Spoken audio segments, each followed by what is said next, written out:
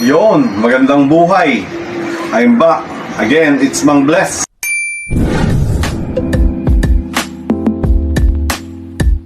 Para sa Real Talks.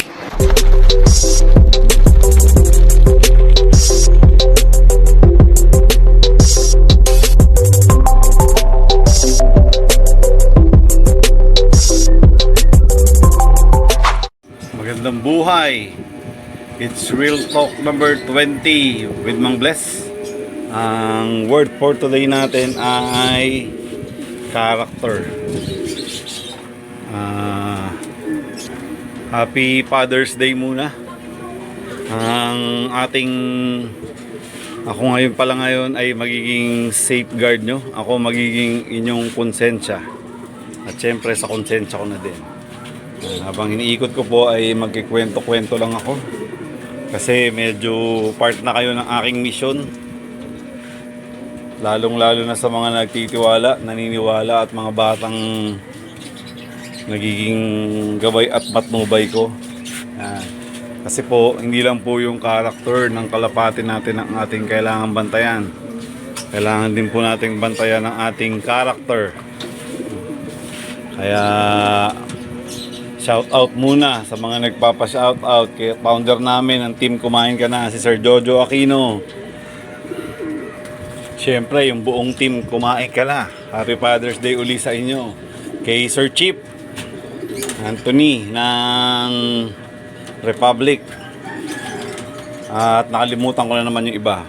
So, back to my word for today, character, no?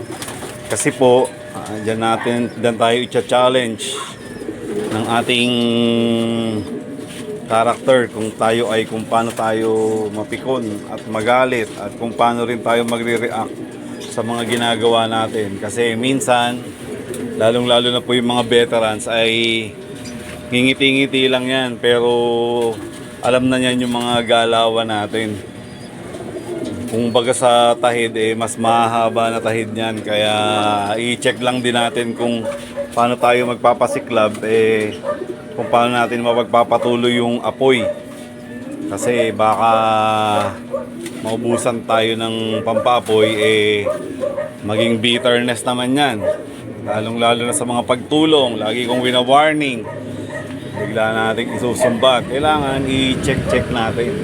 Kaya nga i-balance lang natin yung character natin. Kung ano lang yung kapasidad, dun tayo concentrate. Huwag yung totodohan natin, lalong-lalo na ang buhay. Kasi lagi ko pong wina-warning to. Englishin ko na kasi there are many broken families at mga frustration sa mga pagkakalapate. Mga goods lang yung nakikita natin, pero kung sa aking experience po ay marami po akong nakita na ng mga rise and fall ng kabuhayan sa mga pag-aaral, mga bata pang nag-aaral at lalong-lalo sa buhay mag-asawa na hindi nababalance.